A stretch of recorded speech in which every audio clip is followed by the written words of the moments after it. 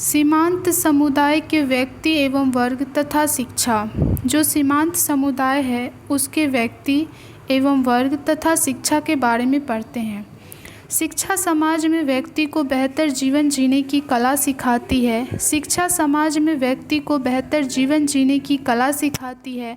मनुष्य को समाज में उपलब्ध संविधान प्रदत्त नागरिक अधिकारों जैसे न्याय, समता, स्वतंत्रता एवं बंधुत्व का उपभोग करते हुए जीवन को आगे बढ़ाना होता है।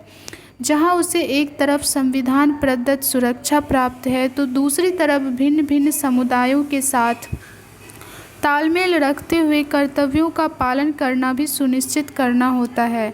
भारत जैसे बहुलवादी देश में जहां विभिन्न धर्मों, भाषाओं एवं संस्कृतियों तथा विभिन्न प्रकार की विविधता से युक्त क्षेत्रीय भिन्नता को रखने वाले भिन्न भिन्न समुदाय निवास करते हैं, सामाजिक समरसता एवं भाईचारा की भावना के साथ राष्ट्र को एक धर्मनिरपेक्ष राष्ट्र के रूप में संगठित रखना अपने आप में एक बहुत बड़ी चुनौती है। अनेक संवैधानिक प्रावधानों के बावजूद समाज के कुछ वर्ग मूलभूत सुविधाओं से भी वंचित है। वर्तमान भारतीय समाज में शैक्षिक एवं सामाजिक विकास के बावजूद कतिपय बाधक तत्वों के कारण समाज के कुछ वर्ग विषमता के शिकार हैं तथा अभी भी विकास के मापदंडों पर हाशिए पर हैं। इनमें प्रमुख है जाति, निर्जातीयता, वर्ग, धर्म, क्षेत्रवाद इत्यादि आधारित विषमता से उत्पन्न विसंगतियां जो समाज एवं व्यक्ति के विकास में बहुत बड़ी बाधा है, जिनका अभी हमने अवलोकन एवं विश्लेषण किया है। समाज की ये विसंगतियां ही असमानता एवं सीमांतता को जन्म देकर असंतोष व अराजकता का वातावरण बनाती है, जो कई बार कुछ व्यक्तियों एवं समुदायों को समाज का असामाजिक तत्व बना देती है। अतः इन विसंगतियों को दूर करना तथा व्यक्ति के व्यक्तित्व का समग्र विकास करना ही शिक्षा का मुख्य लक्ष्य है। आइए यह समझने का प्रयास करें कि इन विभिन्न विविधता एवं असमानता से युक्त एवं सीमांतता के शिकार विभिन्न समुदायों एवं उनके व्यक्तियों की शिक्षा से अपेक्षा एवं मांग क्या है। शिक्षा से इन समुदायों और व्यक्तियों की विभिन्न मांगों को समझना। समाज के हर व्यक्ति का सर्वांगीण विकास ही शिक्षा का मुख्य लक्ष्य है। समाज का वह समुदाय जो किन्हीं कारणों, चाहे वो प्राकृतिक कारण हो या मानव जनित कारण, से विकास की प्रक्रिया में मुख्य धारा से पीछे रह गया है, शिक्षा से अपेक्षा रखता है कि उसे सामर्थ्यवान बनाकर राष्ट्र के विकास की मुख्य धारा में शामिल होने में सहायक हो। जब हम भारतीय समाज के स्वरूप, उसकी विविधता, संवैधानिक एवं शैक्षिक उपबंध पर दृष्टिपात करते हैं तो हम पाते हैं कि शिक्षा को समाज के हर व्यक्ति की क्षमता का विकास करके समाज की मुख्य धारा में लाने का प्रमुख साधन स्वीकार किया गया है, जो विभिन्न प्रकार से अपनी भूमिका का निर्वहन करती है। आइए देखें कि शिक्षा अपनी इस भूमिका का किस प्रकार एवं किन क्षेत्रों में निर्वहन करती है। प्राकृतिक क्षमताओं का विकास। हर व्यक्ति जन्म से कुछ प्राकृतिक शक्तियों एवं क्षमताओं को लेकर जन्म लेता है, जो उपयुक्त वातावरण में पल्लवित पुष्पित होती है। समाज जनित वातावरणीय कारणों से उपयुक्त अवसर न मिलने के कारण समाज के अनेक वर्ग, विशेष रूप से अनुसूचित जाति, अनुसूचित जनजाति, अल्पसंख्यक वर्ग एवं महिलाएं विकास की दौड़ में हाशिए पर चले गए। शिक्षा ही वह साधन है जो इन हाशिए पर चले गए वर्गों की अंतर्निहित शक्तियों का विकास कर उन्हें राष्ट्र के उत्थान में अपना योगदान देने में समर्थ बना सकती है। दूसरा है जीविकोपार्जन की क्षमता का विकास। तो हम लोग पढ़ रहे हैं, शिक्षा से इन समुदायों और व्यक्तियों की विभिन्न मांगों को समझना। जो सीमांत वर्ग के लोग हैं उनका शिक्षा में से व्यक्तियों की विभिन्न मांगों को समझना। शिक्षा के अंतर्गत हम इनकी मांगों को समझ सकते हैं। तो सबसे पहले प्राकृतिक क्षमताओं का विकास करता है। शिक्षा जो है इनके क्षेत्रों में इनके जो शिक्षा का जो भूमिका है इसमें वो किस प्रकार निर्वहन करता है अपनी भूमिका, चलिए इसे देखते हैं। तो सबसे पहले है प्राकृतिक क्षमताओं का विकास करता है। हर व्यक्ति जन्म से कुछ प्राकृतिक शक्तियों एवं क्षमताओं को लेकर जन्म लेता है, जो उपयुक्त वातावरण में पल्लवित पुष्पित होती है। समाज जनित वातावरणीय कारणों से उपयुक्त अवसर न मिलने के कारण समाज के अनेक वर्ग, विशेष रूप से अनुसूचित जाति, अनुसूचित जनजाति, अल्पसंख्यक एवं महिलाएं विकास की दौड़ में हाशिए पर चले गए। शिक्षा ही वह साधन है जो इन हाशिए पर चले गए वर्गों की अंतर्निहित शक्तियों का विकास कर उन्हें राष्ट्र के उत्थान में अपना योगदान देने में समर्थ बना सकती है। उसके बाद जो दूसरा है, जीविकोपार्जन की क्षमता का विकास। इन सीमांत एवं उपेक्षित व्यक्तियों एवं वर्गों की शिक्षा से दूसरी महत्वपूर्ण मांग है जीविकोपार्जन की क्षमता का विकास। समाज के सीमांत वर्ग के समक्ष सबसे बड़ी समस्या जीविकोपार्जन की है। समाज में उत्पादन के साधनों पर समाज के उच्च व मध्यम वर्ग का आधिपत्य होने के कारण सीमांत वर्ग उपेक्षा एवं शोषण के शिकार बनकर रह गए, जिसके कारण उन्हें जीविकोपार्जन हेतु संसाधनों व जीविकोपार्जन के साधनों के ज्ञान का अभाव रहा है। शिक्षा ही वह साधन है जो समाज के सीमांत वर्ग को जीविकोपार्जन की कला में प्रवीण बनाकर उन्हें आर्थिक रूप से स्वावलंबी बना सकती है। शिक्षा से इन व्यक्तियों तथा वर्गों की यह मांग है कि वह उन्हें जीविकोपार्जन के साधनों एवं कौशलों का विकास कर आर्थिक विकास में योगदान देने में सक्षम बनाए। तीसरा जो महत्वपूर्ण बात है वो है नागरिक जीवन का प्रशिक्षण। समाज के सीमांत वर्ग शोषण व दमन के कारण समाज में प्राप्त संवैधानिक अधिकारों का उपयोग करने में भी असमर्थ रहते हैं। बहुत देखा गया है कि समाज के पिछड़े व दलित वर्ग अपनी नियति को ईश्वर की देन मानकर एक नागरिक के रूप में प्राप्त संवैधानिक व कानूनी अधिकारों का भी उपयोग नहीं कर पाते। अतः इन समुदायों की शिक्षा से यह अपेक्षा है कि शिक्षा द्वारा इन्हें नागरिकता का प्रशिक्षण मिले, जिससे वह समाज के सक्रिय नागरिक के रूप में लोकतांत्रिक प्रक्रिया में भागीदारी लेकर नई स्थितियों का सामना करने में सक्षम हो सके तथा स्वयं के एवं राष्ट्र के विकास में अपना योगदान दे सके। उसके बाद है चरित्र निर्माण। समाज के सीमांत वर्ग अपनी उपेक्षा से त्रस्त होकर अनेक बार असामाजिक कार्यों में लिप्त हो जाते हैं या कई बार सक्रिय सामाजिक जीवन से पलायन कर एकाकी जीवन जीने लगते हैं। समाज के सीमांत वर्ग शिक्षा से आशा करते हैं कि वे समाज में व्याप्त असमानता व भेदभाव की दीवार को गिराने में सहायक हो तथा उनके आत्मबल का इस प्रकार विकास करे कि वह समाज में सम्मानपूर्वक जीवन यापन करने में समर्थ हो सके।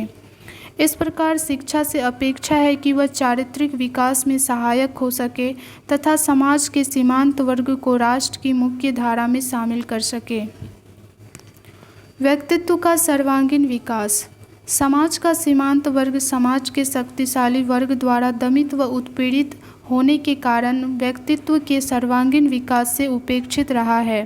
अतः समाज का सीमांत वर्ग शिक्षा से शारीरिक, मानसिक, नैतिक, सामाजिक, सांस्कृतिक एवं आध्यात्मिक विकास की अपेक्षा रखता है।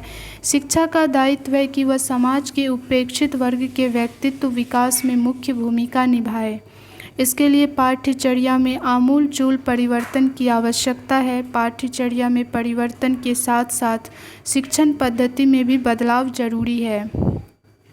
शिक्षण पद्धति सहभागिता तथा जनतांत्रिक मूल्यों पर आधारित होनी चाहिए, तभी सीमांत वर्ग के व्यक्तियों के व्यक्तित्व का सर्वांगीण विकास संभव होगा।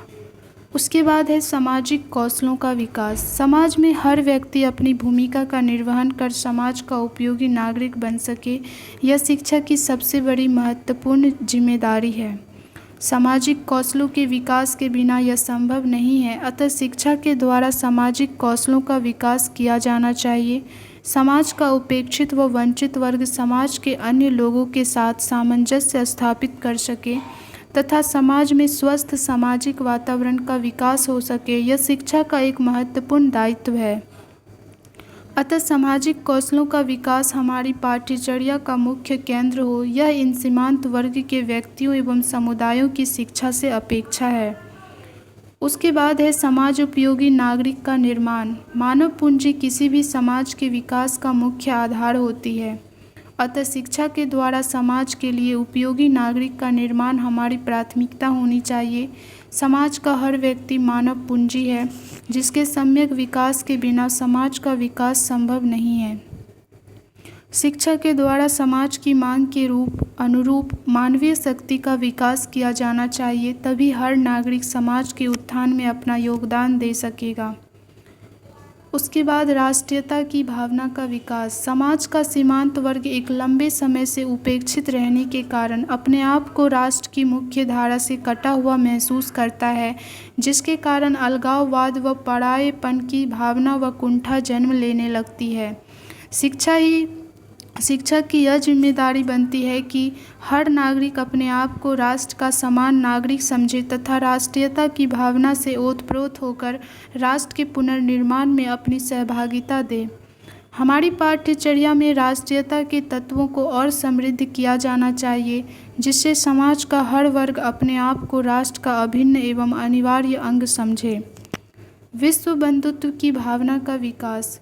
केवल राष्ट्रीयता की भावना ही नहीं, अपितु विश्व बंधुत्व का भी बोध हर नागरिक को कराना शिक्षा का प्रमुख कार्य है। विश्व बंधुत्व से ही शांति एवं प्रगति संभव है। इस प्रकार आप देख सकते हैं कि शिक्षा ही वह उपकरण है जिससे समाज का सीमांत वर्ग बड़ी ही आशा भरी दृष्टि से देखता है तथा अपेक्षा रखता है कि शिक्षा उसे आत्मनिर्भर बनाकर उसे लोकतांत्रिक तरीके से आर्थिक एवं सामाजिक विकास में योगदान देने में समर्थ बनाए।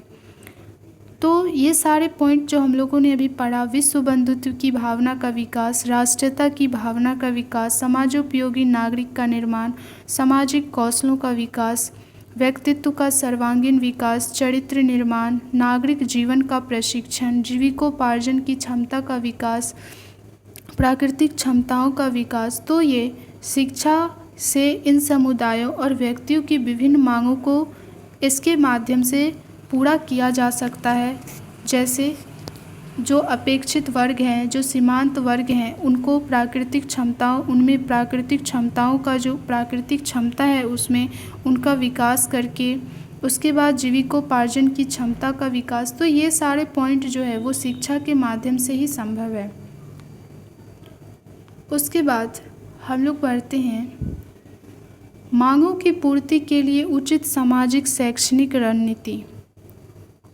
सीमांत वर्ग की जो भी मांग है उसकी पूर्ति के लिए उचित सामाजिक शैक्षणिक रणनीति, जो भी हमारे समाज की मांग है उसके अनुरूप क्या क्या उचित सामाजिक शैक्षणिक रणनीति होनी चाहिए, इसके बारे में पढ़ते हैं। अब आप यह बात तो समझ ही गए होंगे कि समाज की विविधता से उत्पन्न जटिलताओं एवं समाज में प्रकृति या मानव जनित विषमताओं व विसंगतियों को दूर करने के लिए शिक्षा एक महत्वपूर्ण साधन है। सामाजिक समता एवं समानता की स्थापना तथा समाज के हर वर्ग को राष्ट्र की विकास की मुख्य धारा में लाना ही राष्ट्र का मुख्य लक्ष्य है, जिसकी संप्राप्ति शिक्षा द्वारा ही संभव है। समाज का सीमांत वर्ग जो एक लंबे समय से राष्ट्र की मुख्य धारा से अलग थलग रहा है, बदली परिस्थितियों में अपनी भूमिका के निर्वहन के लिए विभिन्न मांगें रखता है, जिसका आपने अभी अवलोकन किया। सीमांत वर्ग की इन विभिन्न मांगों की पूर्ति के लिए उचित सामाजिक तथा शैक्षणिक रणनीतियों को तैयार करने की आवश्यकता है। आइए यह जानने का प्रयास करें कि सीमांत वर्ग के इन व्यक्तियों एवं समुदायों की मांगों की पूर्ति के लिए विभिन्न सामाजिक एवं शैक्षिक रणनीतियाँ क्या हो सकती है। सबसे पहले बात करते हैं सामाजिक रणनीतियों की। तो सामाजिक रणनीतियों में सबसे पहले बात करते हैं समाज को मुख्य धारा में जोड़ने की। सामाजिक विविधता एवं विषमता के कारण समाज का जो वर्ग सीमांत रह गया है उसे समाज एवं राष्ट्र की मुख्य धारा में लाना समाज की प्रमुख सामाजिक रणनीति होनी चाहिए। समाज के सीमांत वर्ग के हर व्यक्ति एवं समुदाय को समाज के नीति निर्माण से लेकर क्रियान्वयन, शासन प्रशासन इत्यादि हर जगह समान अवसर मिलना चाहिए। सरकार की कल्याणकारी योजनाएं समाज के हर अंतिम वर्ग व्यक्ति तक पहुंच सके, इसका प्रयास होना चाहिए। उसके बाद दूसरी जो सामाजिक रणनीतियां हैं वो है समान नागरिक एवं राजनीतिक अधिकार उपलब्ध कराना। सीमांत वर्ग को राष्ट्र की मुख्य धारा में लाने के लिए दूसरी प्रमुख सामाजिक रणनीति है समान नागरिक एवं राजनीतिक अधिकारों की उपलब्धता। समाज के उपेक्षित वर्ग को व्यक्तिगत स्वतंत्रता, सुरक्षा, जीवन जीने का समान अधिकार मिल सके, सभी कानून के समक्ष समान हो तथा कानून का समान संरक्षण सभी को हो।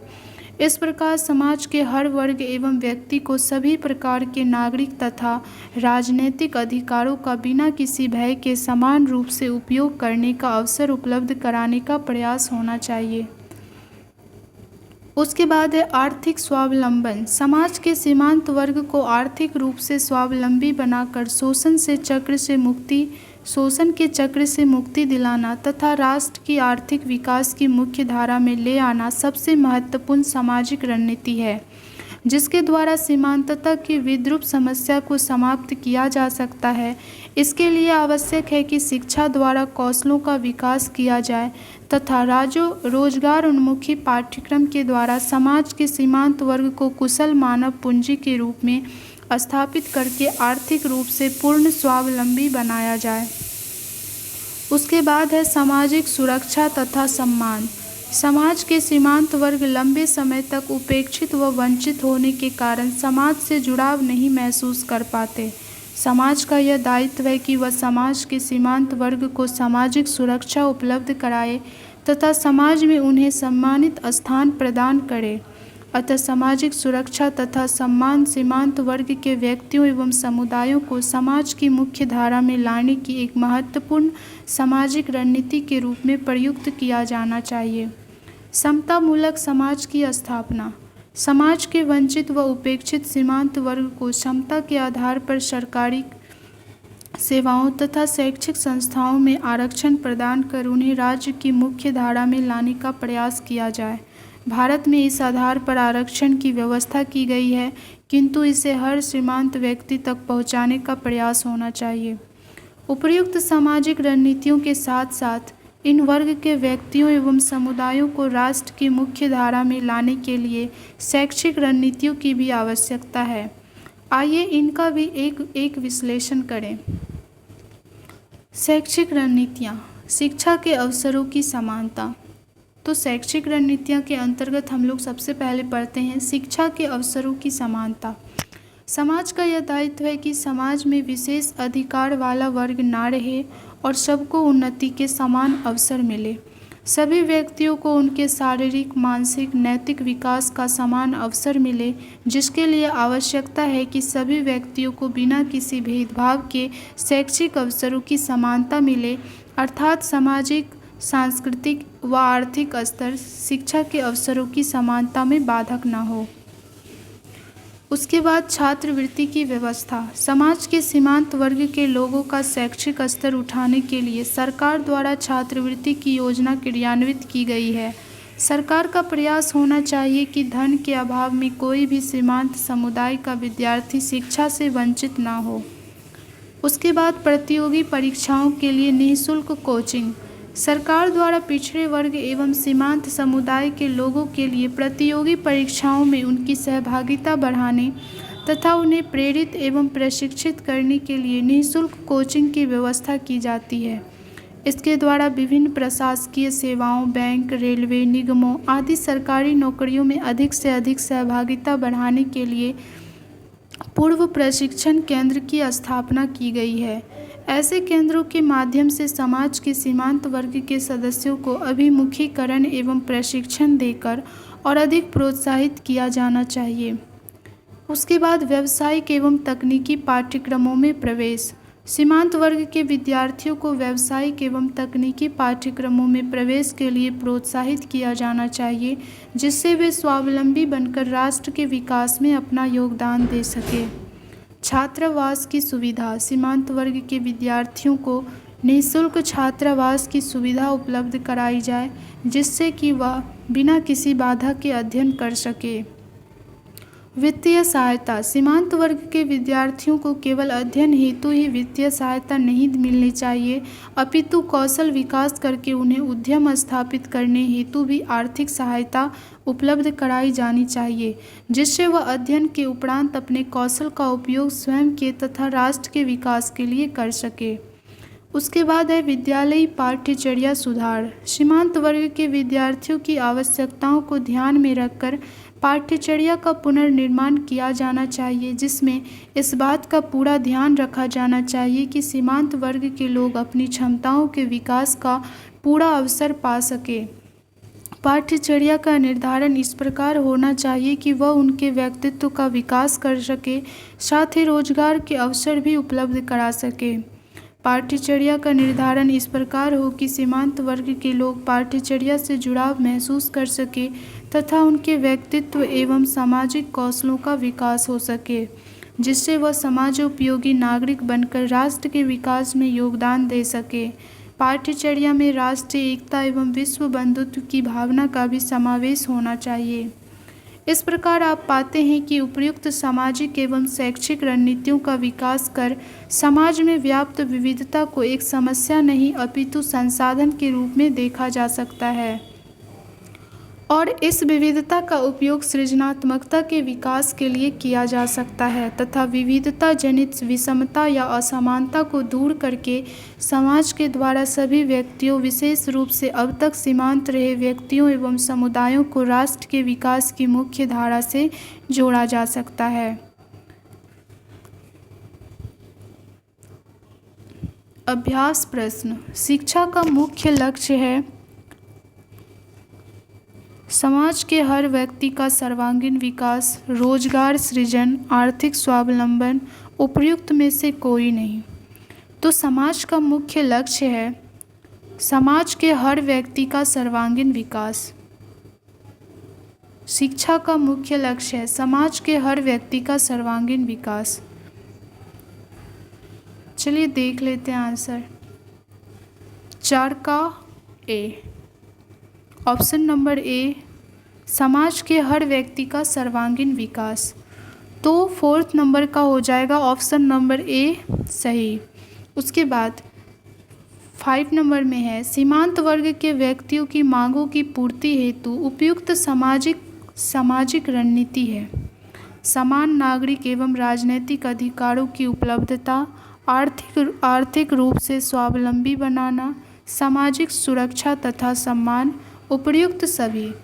तो सामाजिक रणनीति के अंतर्गत ये सभी हो जाएगा option number D. 5 option number D, उपर्युक्त सभी। उसके बाद है सीमांत वर्ग के व्यक्तियों की मांगों की पूर्ति हेतु उपयुक्त शैक्षिक रणनीति है। तो शिक्षा के अवसरों की समानता, व्यावसायिक एवं तकनीकी पाठ्यक्रमों के लिए प्रोत्साहन, विद्यालय पाठ्यचर्या में सुधार, उपर्युक्त सभी। तो इसका भी आंसर हो जाएगा उपर्युक्त सभी, ऑप्शन नंबर डी। अब सारांश।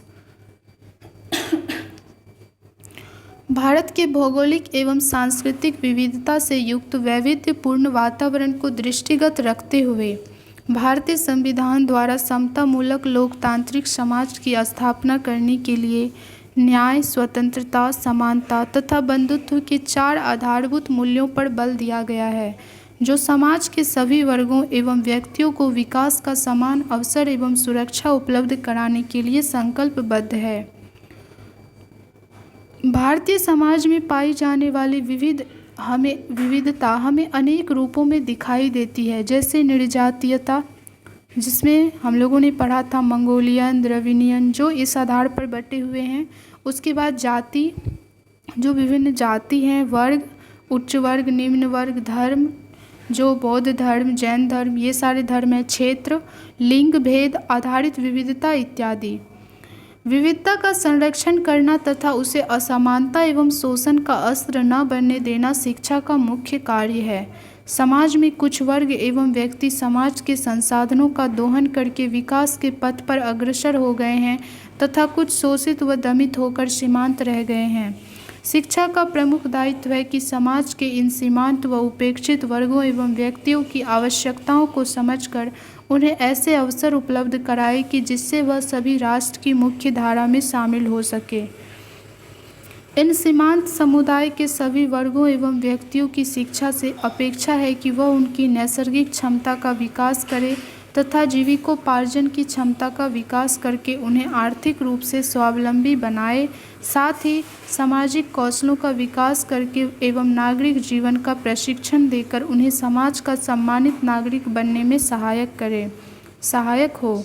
इन वर्गों एवं व्यक्तियों को सीमांतता से हटाकर समाज की मुख्य धारा में लाने के लिए विभिन्न सामाजिक एवं शैक्षिक रणनीतियों के क्रियान्वयन की आवश्यकता है, जिनसे नीति निर्माण से क्रियान्वयन तक सहभागिता, समान नागरिक एवं राजनीतिक अधिकारों की उपलब्धता, आर्थिक स्वावलंबन, सामाजिक सुरक्षा तथा सम्मान आदि सामाजिक रणनीतियों के अतिरिक्त शिक्षा के अवसरों की समानता, छात्रवृत्ति की व्यवस्था, प्रतियोगी परीक्षाओं के लिए निःशुल्क कोचिंग, निःशुल्क छात्रावास, वित्तीय सहायता, विद्यालयी पाठ्यचर्या में सुधार इत्यादि शैक्षिक रणनीतियों की क्रियान्वयन की आवश्यकता है। तो ये सारी प्रमुख बातें हैं। उसके बाद शब्दावली और अस्पृश्य क्या है? अस्पृश्यता क्या है? जिसे नीच जाति का होने के कारण स्पर्श योग्य ना माना जाता हो उसे अस्पृश्य कहते हैं, यानी जो छूने योग्य ना हो, एक तरह से कह सकते हैं, उसे अस्पृश्य कहेंगे। उसके बाद निर्जातीयता, विशेष मानव जाति या प्रजाति से संबंधित। जो प्रभु का भारत में जो प्रमुख 7 निर्जातीयता है, अभी तो 3 कर दिया गया है, तो वही है विशेष मानव जाति या प्रजाति से संबंधित, यानी जो विशेष मानव जाति से प्रजाति से संबंधित नाम है उसे हम लोग निर्जातीयता कहते हैं, या कह सकते हैं वर्ग समूह है तो इसे ही हम लोग निर्जातीयता कहते हैं। समतावाद, सभी वर्गों तथा उनके सदस्यों के प्रति समान अवसर समान व्यवहार करने की नीति या सिद्धांत ही समतावाद है। तो समता यानी समानतावाद, समतावाद समान अवसर या सभी वर्गों तथा उनके सदस्यों के प्रति समान व्यवहार करने की नीति या सिद्धांत ही समतावाद कहलाता है। ये संदर्भ ग्रंथ सूची है। उसके बाद हम लोग निबंधनात्मक प्रश्न कर लेते हैं। तो फर्स्ट नंबर में है, भारतीय संविधान द्वारा भारत को एक समतामूलक लोकतांत्रिक समाज के रूप में प्रतिष्ठित करने के लिए किन आधारभूत मूल्यों पर बल दिया गया है? दूसरा क्वेश्चन है, भारतीय संविधान द्वारा विषमता को दूर करने एवं समानता स्थापित करने के लिए किन संवैधानिक उपबंधों का प्रावधान किया गया है? सीमांत वर्गों एवं व्यक्तियों के हितों के संरक्षण एवं संवर्धन में इनकी क्या भूमिका है? सीमांत वर्गों एवं व्यक्तियों की शिक्षा से प्रमुख मांगें क्या क्या हैं? इन मांगों की पूर्ति हेतु आप उचित सामाजिक एवं शैक्षिक रणनीतियों का विकास कीजिए। भारतीय समाज में व्याप्त असमानताओं को सूचीबद्ध कीजिए। आपके आसपास उनमें से किस प्रकार की असमानता बहुलता में दिखाई देती है? तो फोर्थ नंबर में हम लोग अपने से खुद से लिख सकते हैं, जो हमारे आसपास हैं जो भी असमानता या बहुलता दिखती है उसके बारे में हम लोग लिख सकते हैं, ये रही। उसके बाद जो तीसरा नंबर है उसमें कहा गया है सीमांत वर्गों एवं व्यक्तियों की शिक्षा से क्या प्रमुख मांगें हैं?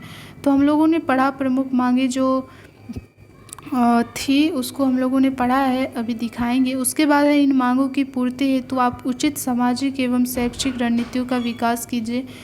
तो हम लोगों ने पढ़ा था कि शिक्षा से समांत वर्ग की क्या अपेक्षाएं हैं, चलिए देख लेते हैं। तो शिक्षा से जो है जो सीमांत वर्ग के लोग हैं, शिक्षा से इन समुदायों की विभिन्न मांग जैसे प्राकृतिक क्षमताओं का विकास, जीविकोपार्जन की क्षमता का विकास, नागरिक जीवन का प्रशिक्षण, चरित्र निर्माण, व्यक्तित्व का सर्वांगीण विकास, सामाजिक कौशलों का विकास, समाजोपयोगी नागरिक का निर्माण, राष्ट्रीयता की भावना का विकास, उसके बाद विश्व बंधुत्व की भावना का विकास। उसके बाद जो थी सामाजिक शैक्षणिक रणनीति, इसके बारे में तो सामाजिक रणनीति के अंतर्गत जैसे समाज की मुख्य धारा में जोड़ना, समान नागरिक एवं राजनीतिक अधिकार उपलब्ध कराना, आर्थिक स्वावलंबन, सामाजिक सुरक्षा तथा सम्मान, समतामूलक समाज की स्थापना। और उसके बाद शैक्षिक रणनीतियाँ थी जैसे शिक्षा के अवसरों की समानता, छात्रवृत्ति की व्यवस्था, प्रतियोगी परीक्षाओं के लिए निःशुल्क कोचिंग, व्यावसायिक एवं तकनीकी पाठ्यक्रमों में प्रवेश, उसके बाद छात्रावास की सुविधा, वित्तीय सहायता, विद्यालयी पाठ्यचर्या में सुधार। तो ये सारे प्रमुख जो मांग थी और जो रणनीतियाँ थी उसके बारे में। उसके बाद है भारतीय संविधान द्वारा विषमता को दूर करने एवं समानता स्थापित करने के लिए किन संवैधानिक उपबंधों का प्रावधान किया गया है। सीमांत वर्गों तथा व्यक्तियों के हितों के संरक्षण एवं संवर्धन में इनकी क्या भूमिका है। तो भारतीय संविधान में जो विषमता को दूर करने के लिए प्रावधान किया गया है,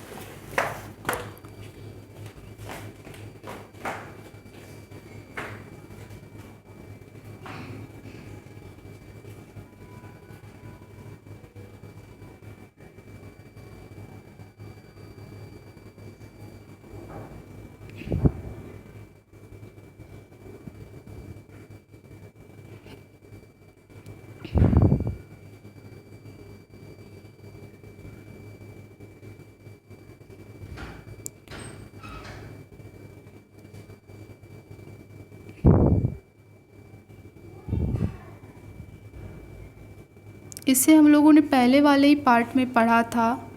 जो संवैधानिक प्रावधान किए गए हैं उसे हम लोग यहाँ से लिख सकते हैं, जैसे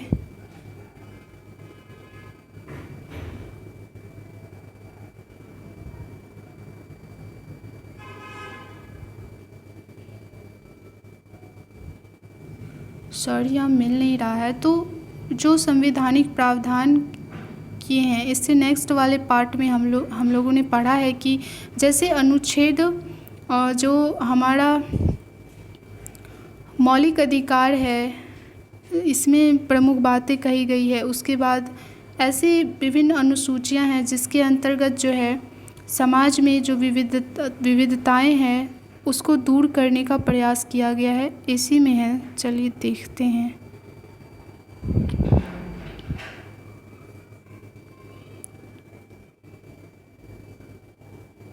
जैसे अनुच्छेद 12 से 35 में मूल अधिकारों का उल्लेख है जो हर नागरिक को समानता व स्वतंत्रता का अधिकार देता है। धर्म, जाति, नस्ल, लिंग या जन्म स्थान के आधार पर भेदभाव से रक्षा करता है। साथ ही शोषण के विरुद्ध अधिकार देकर सम्मानित नागरिक के रूप में जीवन जीने का अवसर प्रदान करता है। उसके बाद संविधान का अनुच्छेद जो है 46 स्पष्ट रूप से प्रावधान करता है कि राज्य कमजोर वर्गों विशेष रूप से अनुसूचित जाति जनजाति के शैक्षिक एवं आर्थिक हितों का विशेष ध्यान रखेगा एवं हर प्रकार से सामाजिक अन्याय एवं किसी भी प्रकार के शोषण से रक्षा करेगा। उसके बाद और भी प्रमुख अनुच्छेद हैं जैसे 330, 332, 335, 338 से लेकर 342 एवं संविधान की 5वीं तथा 6वीं अनुसूची अनुच्छेद 46 में निहित उद्देश्यों के अनुपालन के लिए विशेष प्रावधान की व्यवस्था करती है।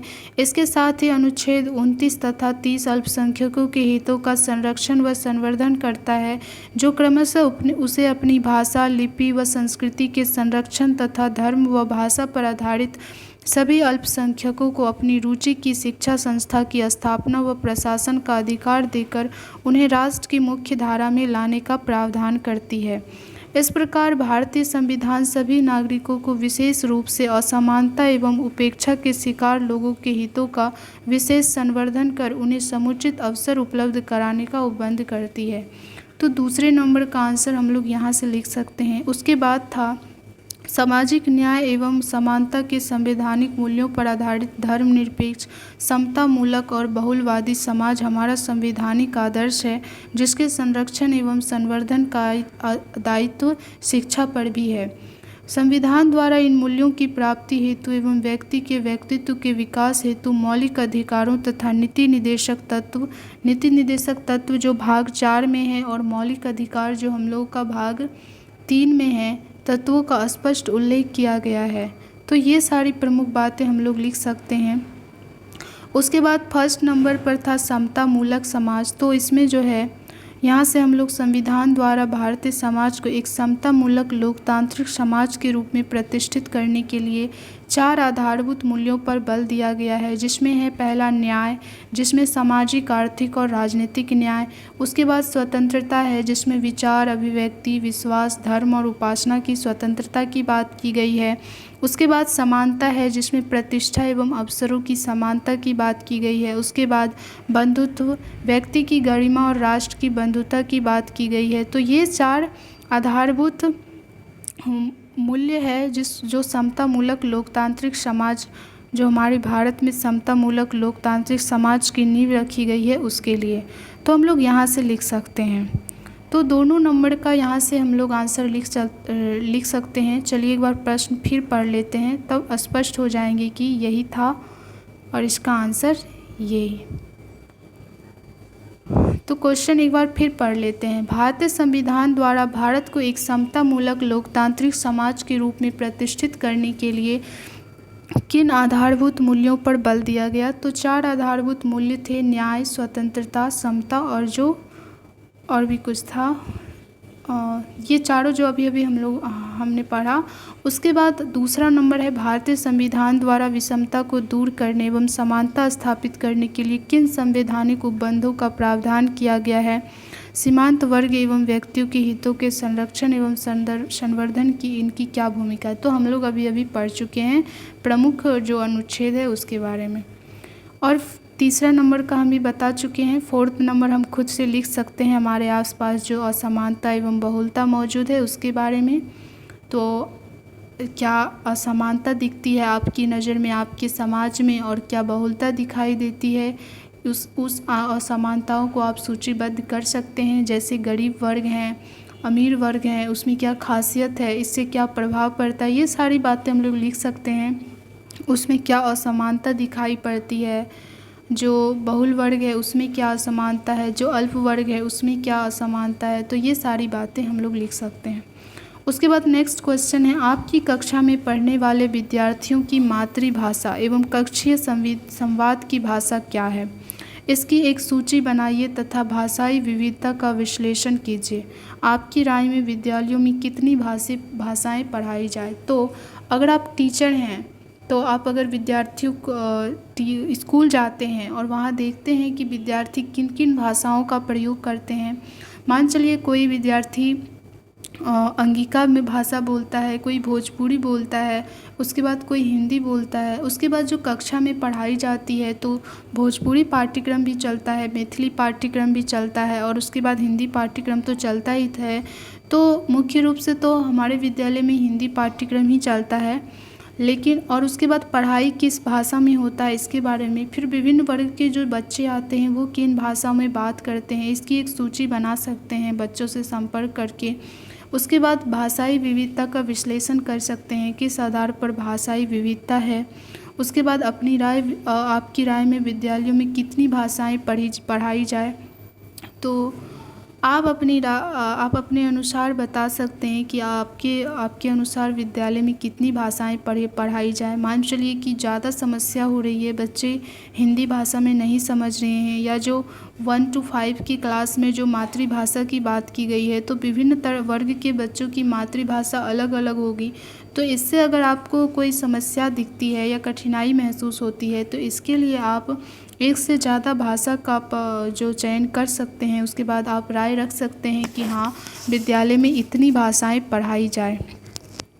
तो ये सारी बातें। उसके बाद 6ठा नंबर है, सीमांतता समाज की एक बहुत बड़ी समस्या है। इस कथन पर अपना दृष्टिकोण स्पष्ट कीजिए तथा समाज में व्याप्त सीमांतता को दूर करने के उपाय सुझाइए। तो सीमांतता समाज के लिए एक बहुत बड़ी समस्या ही है, क्योंकि जो उपेक्षित वर्ग हैं, जो समाज के हाशिए पर हैं, उन्हें जो है समाज की एक बहुत बड़ी समस्या के रूप में देखा जाता है। उसे शोषण जो जीने का एक आधार होता है उससे वो छीन लिया जाता है। एक तरह से कह सकते हैं उसकी जीवन में ना आर्थिक, सामाजिक, राजनीतिक सभी तरह से उसे विमुख होना पड़ता है। उसकी आर्थिक जो होती है दशा, उसके बाद उसकी निर्धनता सबसे बड़ी समस्या होती है। उसके बाद रोज़गार ना मिलना, उसके बाद उसकी ज़िंदगी इस तरह से बन जाती है कि समाज के लिए कलंक के समान है। जो हमारी भारतीय लोकतंत्र में जो बातें कही गई है कि समाज एक समता मूलक होना चाहिए, इस प्रकार नहीं है तो समाज के लिए ये बहुत बड़ी समस्या है। इस कथन पर अपना व्याप्त सीमांतता को दूर करने के उपाय समझाइए। तो इस सीमांतता को दूर करने का एक ही माध्यम है और वो है शिक्षा। उसके बाद लोकतंत्र में हमारे संविधान में जो जो बातें इनके लिए जोड़ी गई है वो भी, जैसे सामाजिक रणनीतियाँ, समाज को मुख्य धारा में जोड़ना। इन सीमांत वर्ग को जो है समाज की मुख्य धारा में जोड़ने के बाद जो है इसे कुछ दूर किया जा सकता है। उसके बाद समान नागरिक एवं राजनीतिक अधिकार उपलब्ध कराना, इनकी स्वतंत्रता, सुरक्षा, जीवन जीने का समान अधिकार इनको मिले, आर्थिक स्वावलंबन, इन्हें जो है रोजगार मिल सके, इनका जो है आर्थिक रोजगार उन्मुखी हो सके, सीमांत वर्ग को कुशल मानव पूंजी के रूप में स्थापित करके। उसके बाद जो है सामाजिक सुरक्षा तथा सम्मान देकर समतामूलक समाज की स्थापना कर जहां समाज के वंचित व उपेक्षित सीमांत वर्ग को समता के आधार पर सरकारी सेवाओं तथा शैक्षिक संस्थाओं में आरक्षण प्रदान कर उन्हें राज्य की मुख्य धारा में लाने का प्रयास किया जाए। तो इस प्रकार जो है हम जो सीमांतता समुदाय है उसे, उसके बाद शिक्षा के अंतर्गत भी जैसे शिक्षा के अवसरों की समानता, जिसमें जो है समाज का यह दायित्व होगा कि समाज में विशेष अधिकार वाला वर्ग ना रहे और सबको उन्नति के समान अवसर मिले। उसके बाद छात्रवृत्ति की व्यवस्था की जाए, जो सीमांत वर्ग है उनके बच्चों और उनको पढ़ने के लिए जो है छात्रवृत्ति की व्यवस्था की जाए ताकि वह शिक्षा से वंचित ना हो। उसके बाद प्रतियोगी परीक्षाओं के लिए निःशुल्क कोचिंग, जो अगर वो कंपटीशन की तैयारी करते हैं तो उसके लिए निःशुल्क कोचिंग की उपलब्धता कराई जाए। जैसे प्रशासकीय सेवाओं में, बैंक, रेलवे नियमों आदि की सरकारी नौकरियों में अधिक से अधिक सहभागिता बढ़ाने की से भी सीमांतता वर्ग जो है के सदस्यों को अभिमुखीकरण एवं प्रशिक्षण देकर और अधिक प्रोत्साहित किया जाना चाहिए। उसके बाद व्यावसायिक एवं तकनीकी पाठ्यक्रमों में प्रवेश कराकर, छात्रावास की सुविधा कराकर, यानी जो सीमांत वर्ग के विद्यार्थी है अगर उन्हें पढ़ने रहने के लिए अध्ययन करने के लिए जगह नहीं है तो वो अध्ययन कैसे कर सकेंगे, तो इसके लिए छात्रावास की सुविधा भी कराई जाए। उसके बाद जो वित्तीय सहायता दी जाए और फिर विद्यालय पाठ्यचर्या में सुधार किया जाए ताकि इन सीमांत वर्ग के विद्यार्थियों की आवश्यकताओं को ध्यान में रखकर इनकी पूर्ति किया जा सके तथा इन्हें उस लायक उन कौशल को विकसित किया जा सके। तो ये सारी प्रमुख बातें हम लोग यहाँ पे लिख सकते हैं। उसके बाद है नेक्स्ट क्वेश्चन। तो यही था, सीमांतता समाज की एक बहुत बड़ी समस्या है, इस कथन पर अपना दृष्टिकोण। उसके बाद हम लोगों ने अभी सीमांतता को दूर करने के उपाय सुझाए और सीमांतता समाज की एक बहुत बड़ी समस्या किस प्रकार है, तो देखते हैं, इसे भी अच्छे से पढ़ लेते हैं।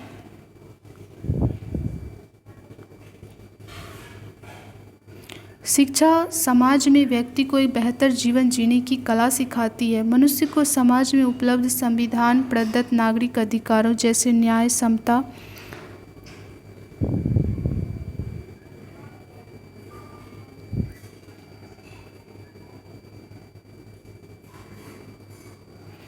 अनेक संवैधानिक प्रावधानों के बावजूद समाज के कुछ वर्ग मूलभूत सुविधाओं से भी वंचित है। वर्तमान भारतीय समाज में शैक्षिक एवं सामाजिक विकास के बावजूद कतिपय बाधक तत्वों के कारण समाज के कुछ वर्ग विषमता के शिकार हैं तथा अभी भी विकास के मापदंडों पर हाशिए पर हैं। तो इनमें प्रमुख है जाति, निर्जातीयता, वर्ग, धर्म, क्षेत्रवाद इत्यादि आधारित विषमता से उत्पन्न विसंगतियां जो समाज एवं व्यक्ति के विकास में बहुत बड़ी बाधक है, जिनका अभी हमने अवलोकन एवं विश्लेषण किया है। तो समाज की ये विसंगतियां ही असमानता एवं सीमांतता को जन्म देकर असंतोष व अराजकता का वातावरण बनाती है, जो कई बार व्यक्तियों एवं समुदायों को समाज का असामाजिक तत्व बना देती है। तो सीमांतता अगर समाज में है, हमारे समाज में अगर सीमांत वर्ग है, तो ये एक तरह से समाज का असामाजिक तत्व बन जाती है, क्योंकि हमारा समाज कभी ऐसी मांग नहीं करता कि हमारे समाज में जाति, निर्जातीयता, वर्ग, धर्म या क्षेत्रवाद के आधार पर विषमता से कोई भी समस्याएं उत्पन्न हो, जिससे रोज है जो लड़ाई झगड़े हो, या फिर हमारा समाज इस तरह का, हमारा वर्तमान भारतीय समाज इस तरह का ना बन पाए कि हम जो कहते हैं कि हमारी जो भारतीय है वो एक तरह से गांव में निवास करती है। हमारी भारतीयता जो हमारे प्राचीन जो दर्शन शास्त्रियों या ऋषियों मुनियों ने कहा है, तो इस बातों को हम लोग कलंकित ना कर पाएँ। इसलिए जो ये विसंगतियां हैं, ये जो सीमांत वर्ग है